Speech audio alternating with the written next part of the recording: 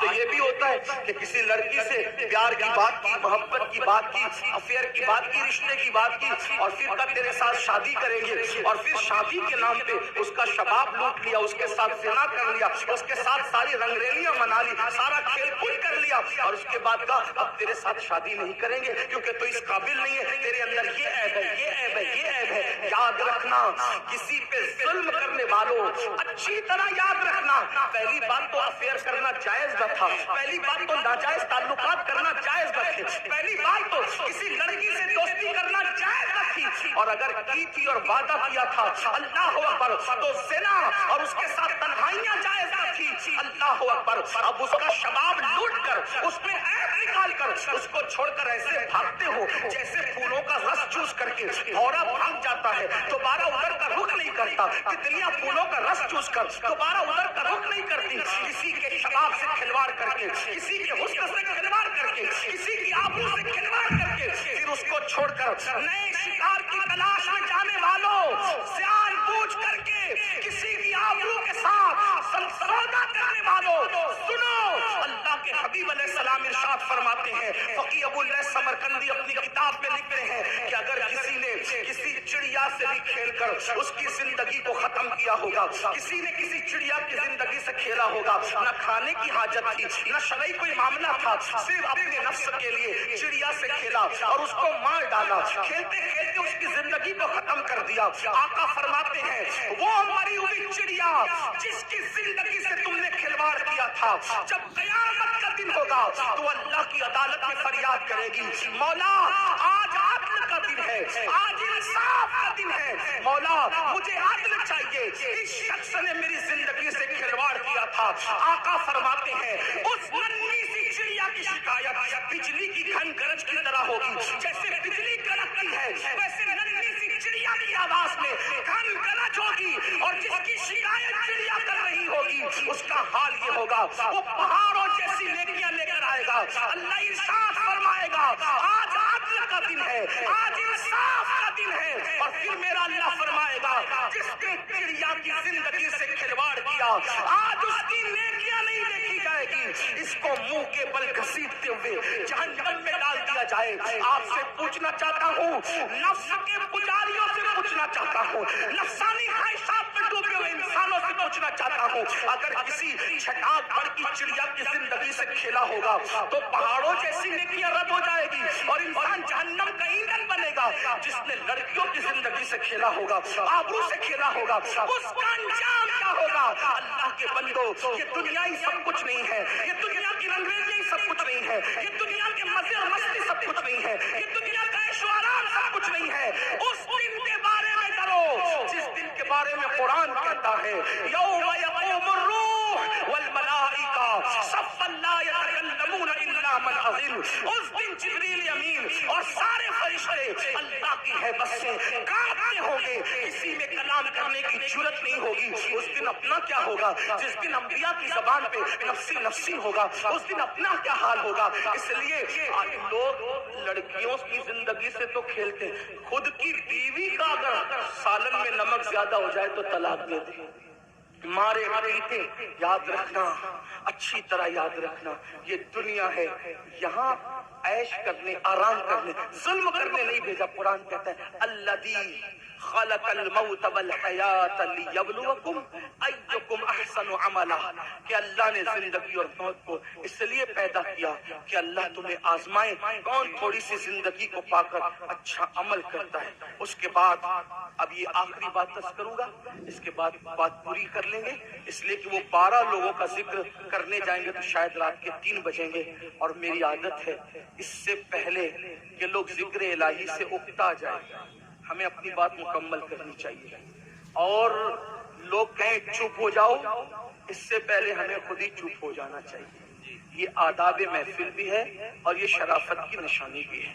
تو میں اسی پہ بات پوری کروں گا، پھر کسی دن موقع ملا انشاءاللہ، یا تو آج کل تو بیانات یوٹیوب پر آتے ہی رہتے ہیں، کسی بھی جگہ مکمل ہو جائے گی تو آپ تک پہنچی جائے گی انشاءاللہ۔ یہ 5ویں بات ہے، لیکن اس کو دھیان سے سنیں، اور یہ آخری بات ہے آج کی محفل۔ اللہ کے رسول علیہ السلام فرماتے ہیں 5واں ٹولہ جب قبر سے نکلے گا تو ان کے جسم سے مردار کی بدبو آئے گی، मुर्दार की बदबू, और वो मुर्दार की बदबू लेकर के अपने कब्र से उठेंगे। साहबा ने पूछा हुजूर वो कौन होंगे? आका फरमाते वो लोग होंगे जो दुनिया में छुप छुप कर गुनाह करते, तन्हाई में गुनाह करते, पोशीदा तौर पे गुनाह करते, लोगों के सामने नेकियां और तन्हाई में गुनाह। ऐसे लोगों के लिए अल्लाह फरमाता है जो लोगों के सामने नेकी करके तन्हाई में गुनाह करें, मैं उनके साथ ऐलाने जंग करता हूं। और दूसरी हदीस में आता है कि हबाअम मंसूरा की तफसीर करते हुए अल्लाह के रसूल ने खुद फरमाया, आका फरमाते हैं, साहबा ने पूछा हुजूर ये हबाअम मंसूरा का मतलब क्या है? कि अल्लाह उनकी नेकियों को जर्रे की तरह बिखेर देगा। तो आका फरमाते हैं जो तन्हाइयों में गुनाह करते थे अल्लाह उनकी नेकियों को ऐसे बिखेर देगा जैसे रोजोन के जर्रात होते हैं जो सिर्फ धूप में नजर आते, इतने बारीक कर देगा अल्लाह, यानी इतनी बेवकूफ हो जाएगी उनकी नेकियां कि अल्लाह ताला उनके जर्रे जर्रे कर देगा, उनकी नेकी कोई काम की नहीं होगी।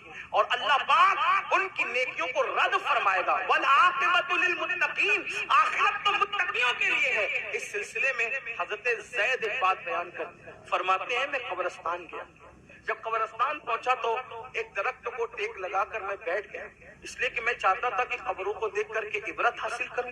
ऐसे में टेक लगा के बैठ गया तो मैंने क्या देखा, मेरी आंख लगी तो दिल की आंखें बेदार हुई। मैंने ख्वाब देखा कि लोग अपनी अपनी खबरों से उठ रहे हैं, किसी के उजले लिबास है, किसी के मैले लिबास है, कोई कैसा है कोई कैसा है। लेकिन एक शख्स को मैंने देखा जब वो उसकी कब्र से उठा, उसकी कब्र से, तो एक आसमान से आग की चैन जंजीर आई और उसके हलक में डाली गई, और वो उसके हलक से गुजरते हुए पेट, और पेट के बाद फिर नीचे के मकाम से वो जंजीर निकल गई, और वो चीख रहा था, चिल्ला रहा था, और चीखते चिल्लाते कहता था मुझ पर ये क्या अज़ाब हो रहा था? क्या मैं नमाज नहीं पढ़ता था? क्या मैं रोजा नहीं रखता था? क्या मैं रमजान शरीफ के रोजे नहीं रखता था? क्या मैंने हज नहीं किया था? क्या मैंने उम्रे नहीं किए थे? क्या मैंने सदका नहीं दिया था? क्या मैंने ज़कात नहीं दी थी? क्या मैं फलां नेक काम नहीं करता था? गर्ज के वो अपनी सारी नेकियों को गिनाएगा गिनाएगा गिनाएगा।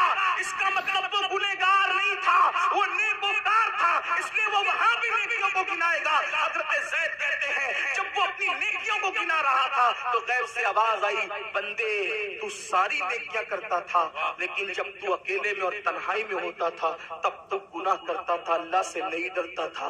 तो जिसने तन्हाई के अंदर गुनाह किया अल्लाह ने उसकी नेकियों को ज़ाय कर दिया। आपसे पूछता हूँ अल्लाह के बंदो, नरम नरम गद्दों पे लेटकर रात की तन्हाइयों में चार दीवारी में क्या देखते हो?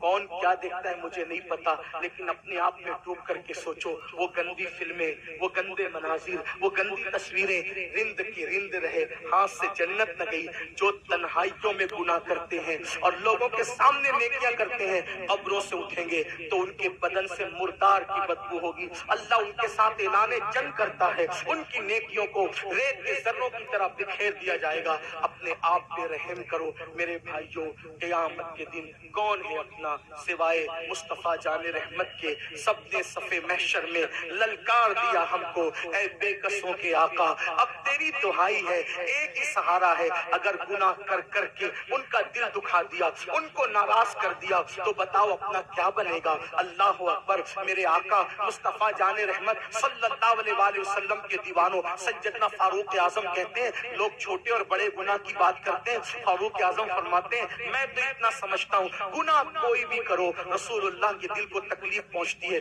हुजूर का दिल दुखता है। कोई गुनाह करो दिल हुजूर का दुखता है। अब आपको से पूछता हूँ, चेहरों से दाढ़ियां मुंडाकर गटरों में फेंकते हो, फारूक आजम कह रहे हैं आका का दिल दुखता है। गंदी फिल्में देखते हो, फारूक आजम कह रहे हैं आका का दिल दुखता है। किसी औरत पर बदनजरी करते हो, आका का दिल दुखता है। मस्जिदों को वीरान करते हो, आका का दिल दुखता है। नमाजों में सुस्ती करते हो, आका का दिल दुखता है। किसी मोमिन को गाली देते हो, आका का दिल दुखता है। इतना रसूलुल्लाह का दिल कब्र अनवर में दुखाओगे और उसके बाद मैदान महशर में जब शफाअत की भीख لینے کے لیے ان کی بارگاہ میں پہنچو گے، اللہ نہ کرے اگر انہوں نے منہ پھیر لیا اور منہ پھیر کر کے یہ کہا او منافق جھوٹے، مجھ سے عشق کا دعویٰ کرتا تھا اور میرے دل کو چھلنی چھلنی کرتا تھا، میرے دل کو دکھاتا تھا، میرے دل کو تکلیف پہنچاتا تھا۔ بتاؤ بھائیو، جب سب نے للکار دیا ہوگا تو اسی آمنہ بلال کا سہارا ہوگا، میرے آقا علیہ الصلوۃ والتسلیم کی شفاعت ہوگی۔